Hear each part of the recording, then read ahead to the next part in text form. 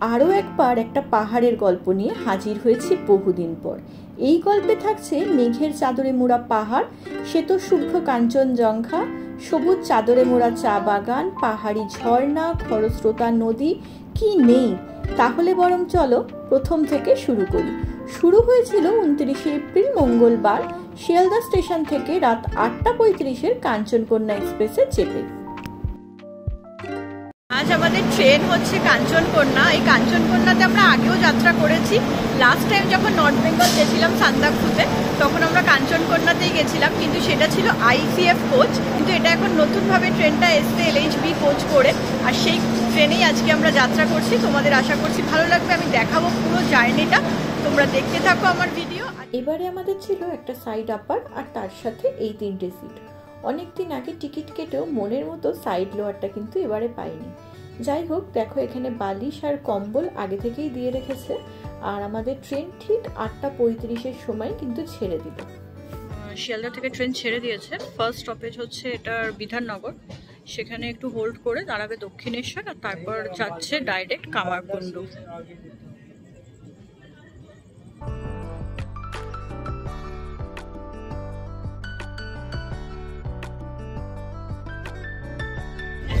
নটা 5 আর এখন আমরা ক্রস করছি বড়নগর স্টেশন, দক্ষিণেশ্বর স্টেশন। 9টা 8 বাজে।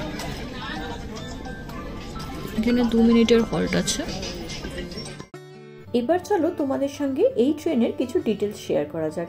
এই ট্রেনটা শিয়ালদা স্টেশন থেকে 735 কিলোমিটার দূরত্ব অতিক্রম করে আলিপুরদুয়ার যায়, কিন্তু আমাদের গন্তব্য ছিল শিলিগুড়ি।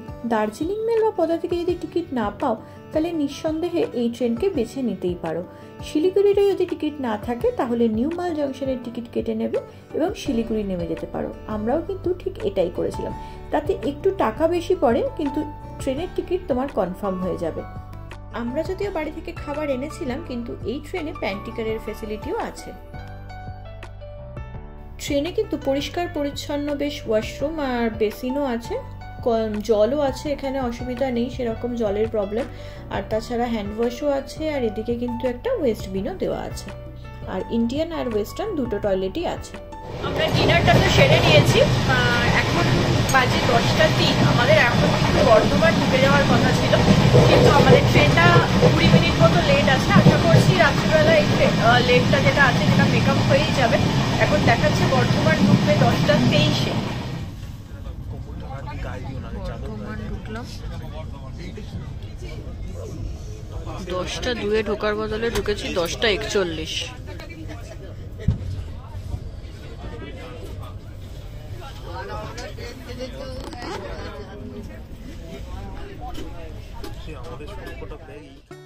সবার জন্য বালিশ আর কম্বল তো আগেই রাখা ছিল বাঙ্কের ওপরে। এছাড়াও এই কিটটা দাদা এক্ষুনি এসে দিয়ে গেলেন। সেটা কি কি আছে চলো তোমাদের দেখিয়ে দিই। এর মধ্যে যেটা আমি দেখতে পাচ্ছি, সেটা দুটো চাদর তো আছেই, তার সঙ্গে কিন্তু দেখো রয়েছে একটা টাওয়েল। এই টাওয়েলটা বহুদিন পর আবার এসিতে দেওয়া হলো, তো বেশ ভালোই লাগছে। চলো বিছানা করে নিই, রাত্রেও অনেক হয়ে গেছে। দেখা হচ্ছে তোমাদের সঙ্গে কাল সকালবেলা। Good morning everyone. সকাল সকাল উঠে দেখো আকাশটা মেঘলা।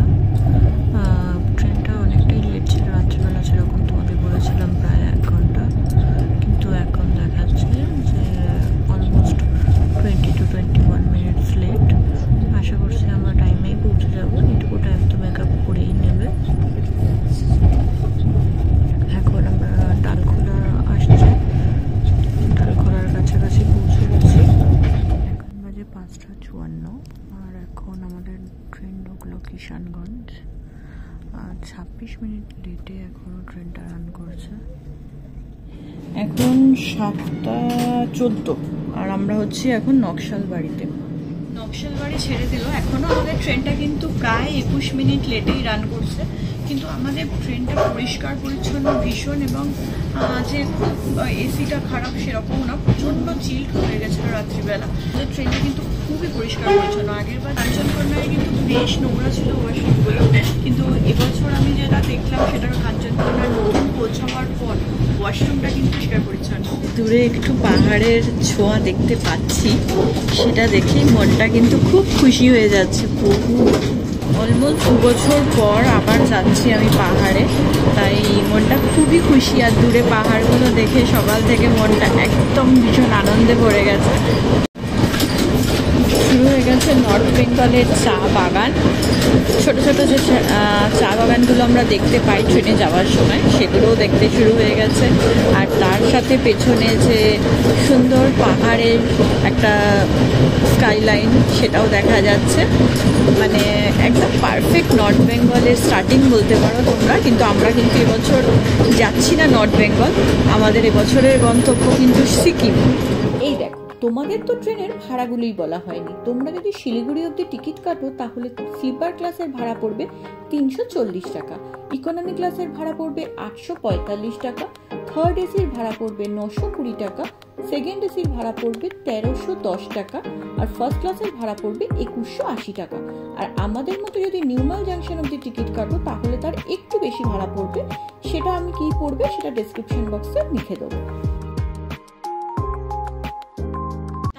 অনেক আগেই আমরা ঢুকে গেছি শিলিগুড়িতে। 8টা 5 ঢোকানোর কথা ছিল, সেই জায়গায় অলমোস্ট এখন 8টাও বাজেনি, 7:50 মতো হবে। তো অনেকক্ষণ আগেই আমরা ঢুকে গেছি শিলিগুড়িতে।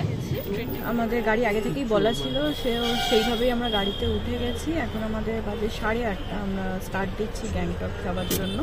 দেখা যাক কতক্ষণ টাইম লাগে। বলছে তো 1-1:30টার মধ্যে পৌঁছে যাব। রাস্তায় একটু দাঁড়াবো হয়তো টুকটাক, তো আলটিমেটলি কটায় পৌঁছে সেটা দেখে।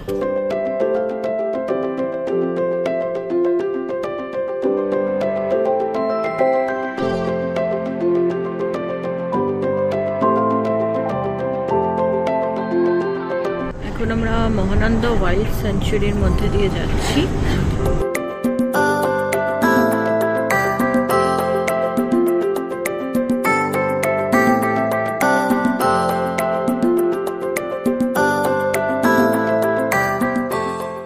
দর্শন করতে যাচ্ছি আমরা সেবক কালীবাড়িতে।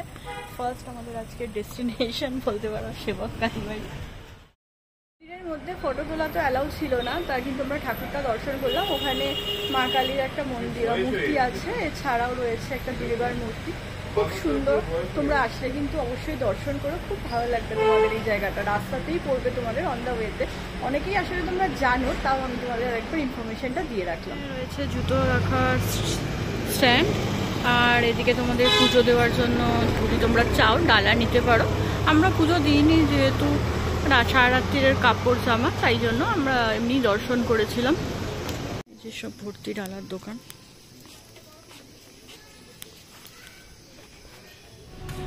সেবক কালীবাড়ি দেখে আবার আমরা on the way to Gangtok.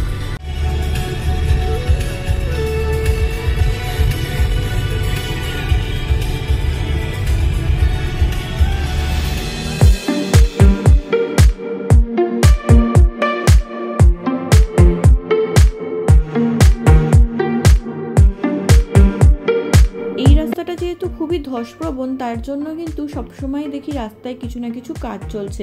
আর এবারে দেখতে পেলাম সিকিমের যে রেল লাইন হচ্ছে, ওই দেখো ওটার একটা ঝলক।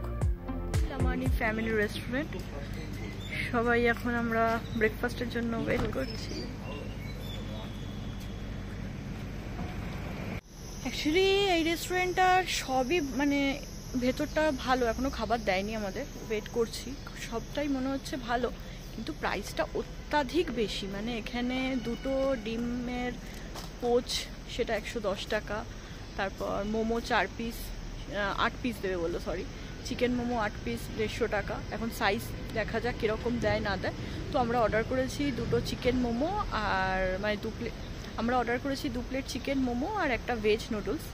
আসলে বোঝা যাবে যে দামের তুলনায় কোয়ান্টিটিটা কীরকম দিচ্ছে, এবার যদি কি কোয়ান্টিটিটাও সেরকম নয় তাহলে সত্যিই খুব গায়ে লাগবে। নাহলে এমনি লোকেশানটাও ভালো খারাপ নয়, কিন্তু আমি চেয়েছিলাম আর একটু অন্য লোকেশানে দাঁড়াই, যেখানে একটুখানি ভিউ থাকবে। তো আমাদের যিনি ড্রাইভার দাদা আছেন উনি এইটাই বললেন যে এটা ভালো, তো সেই জন্যই দাঁড়ালাম। আই হোপ খাবারের টেস্টটা ভালোই হবে। খাবারটা এলে তোমাদের রিভিউ দিচ্ছি কেমন। এটা হচ্ছে লোকেশানটা, সাইডে একটা এরকম জায়গা আছে যেখানটায় দাঁড়িয়ে ফটো তুলতে পারো তোমরা, আর ভেতরে রেস্টুরেন্ট। দেখো রেস্টুরেন্টে কি পেলাম, একটা ছোট্ট পুটু। এই রেস্টুরেন্টে কিন্তু পেট ফ্রেন্ডলি, দেখো কি সুন্দর পুচকু একটা। আয় আয় পুচু। প্রচুর ডগ আছে, প্রচুর। একটা বাচ্চাদের প্লে এরিয়াও আছে।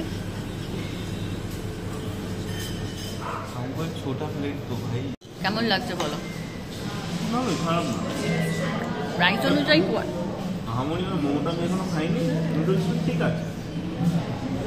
মানে প্রাইস তুলনায় কোয়ান্টিটিও বেশি নয়।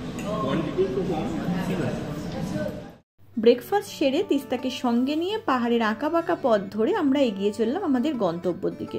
কিন্তু কি জানো তো, অন্যবার যে পাহাড়ের ঠান্ডা হাওয়া সেটা এবারে একদমই মিসিং। গাড়িতে এসি অবধি চালাতে হচ্ছে। তাহলে ভেবেই দেখো কিভাবে আমাদের পরিবেশটা ক্ষতিগ্রস্ত হচ্ছে।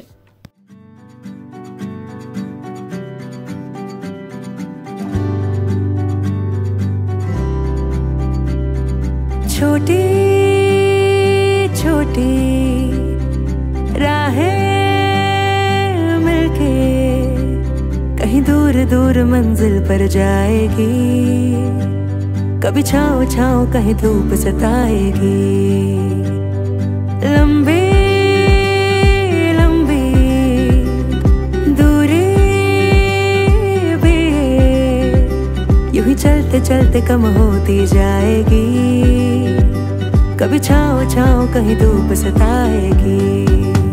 सफर अनजाना सा है, रास्ता बेगाना सा है, हर मोड़ मोड़ पे कुछ नया सा है। রাস্তাটা প্রচন্ড খারাপ, রাস্তায় কাজও চলছে।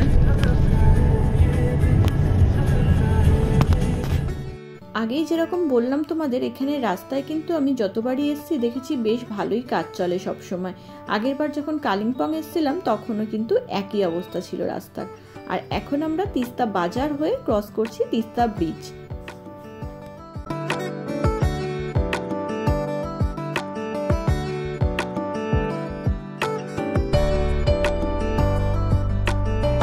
তিস্তা বাজার ক্রস করে একটু আমরা এগিয়ে এসেই দেখতে পেলাম রিভার রাফটিং হচ্ছে প্রচুর। এখানে কিন্তু আমাদেরও অফার করেছিলেন যে আমাদের ড্রাইভার দাদা, তিনি যে একটু দাঁড়িয়ে আমরা যদি চাই তাহলে করতে পারি। কিন্তু আমরা ভাবলাম যে আবার দাঁড়াবো, একই সারা রাত্রের ট্রেন জার্নি, তাই আর এবারে দাঁড়ালাম না, এগিয়ে যাচ্ছি। কিন্তু প্রচুর রিভার রাফটিংয়ের এখানে পয়েন্ট আছে, তোমরা অবশ্যই করতে পারো যদি চাও। এখানে কিন্তু বেশ ভালোই রিভার রাফটিং হচ্ছে।